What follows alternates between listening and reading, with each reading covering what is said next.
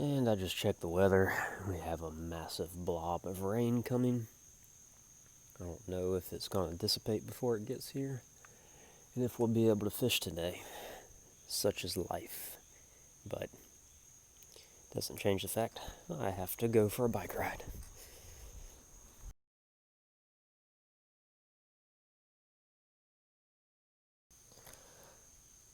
And we're back.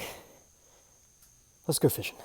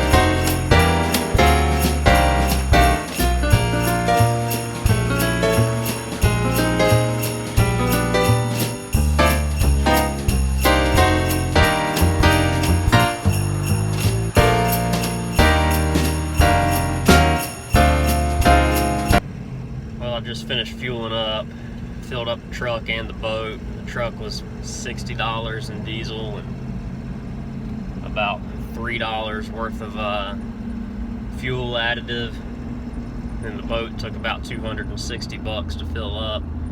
The pump cut me off twice, and so then I've got to go pay for a launch, so $15, and ice $7 or $8, bait, by the time it's all said and done, probably $30. My trip's half day inshore with 2 people, so it's only a $450 trip.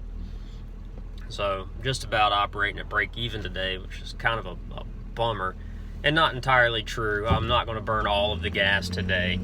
I'm not going to burn all of the diesel in my truck today. Just when you spend the same amount that you're going to make, all your work is going into your gas tank on the same day. It's just a psychological thing, kind of a bummer. You don't have the same enthusiasm and pep in your step as you do when you get to go out there and earn enough to maybe pay a part of the mortgage or a car payment or something, but such is life.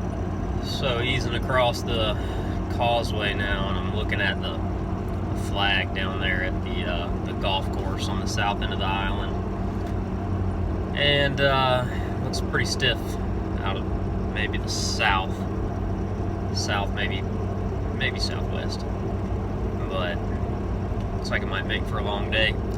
Cloud cover's thick. I'm having as soon as I'm not driving and I can look at my phone, I'll look at the radar and see if we're going to get swamped out. May go from covering gas money to just eating the gas money today and having to use the next trip to pay for it, which is just a fact of life in this business. It's how it goes. You never get to recover these days. If I lose today, it's gone forever. That's just a potential income that gets knocked out and you never get it back.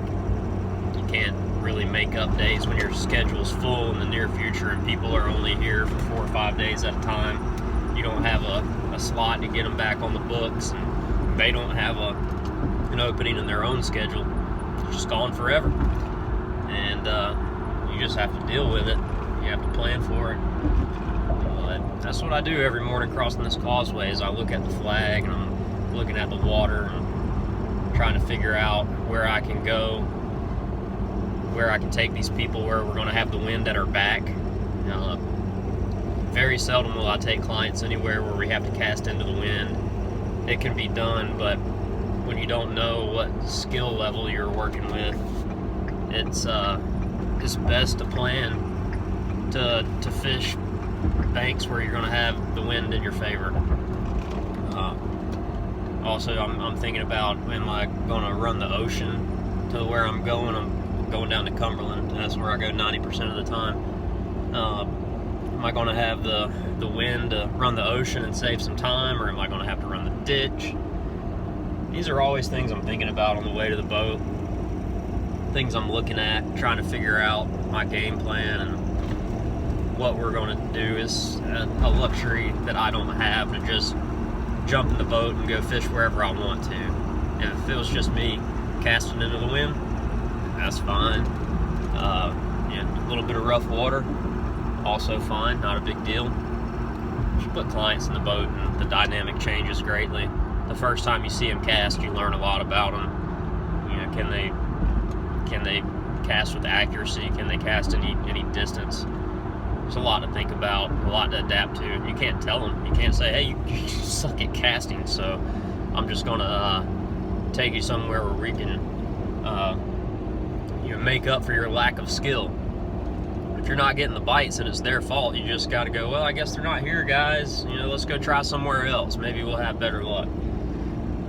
Then you just have to leave with the egg on your own face, even though you don't deserve it. It's just the way it goes. It is that time. Get that one picked up.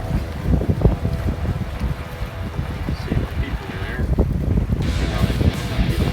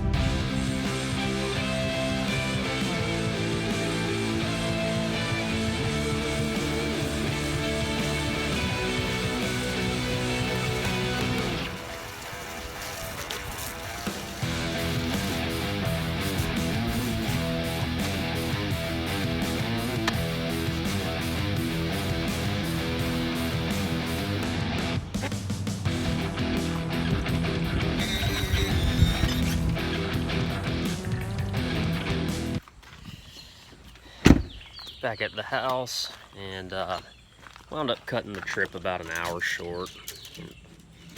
Worked out a little deal with my clients. Gave them a little discount for the time that we missed out. Had a great time though. We got a little bit wet, but they were fun people. They had great stories. They were good anglers. They like to fish tournaments back home in Texas, and they were telling me stories about winning these tournaments, and we were able to share some of the victory and anguish that you experience and that sort of thing. They went and helped out during Hurricane Harvey out in Texas too, and so we were talking about that. Just good times. I love it when I've got people I can vibe with. It makes it where if it's just kind of an all right day and the fishing's not as good as you hope it would be, and you always hope that it's spectacular. You just want to deliver everything that you can possibly give for your people. But you know, when you're struggling for those minutes or hours during the trip or the whole trip, and you can actually get along with your people, it makes all the difference in the world. But yeah, we cut it a little short, came back early, and now I'm back in the dojo, gonna re-rig some rods, spend some time with Jackson. Katie's gone to a wedding with Ethan, so it's just me and Jackson for a few hours. We're gonna get our afternoon workout sesh done, and then we're gonna just spend some family time for the rest of the day. Let me know how you like the style video. Do you like this vlog style, kind of day in the life sort of stuff? if you do, I'll do more. If you don't, I won't. So, see ya.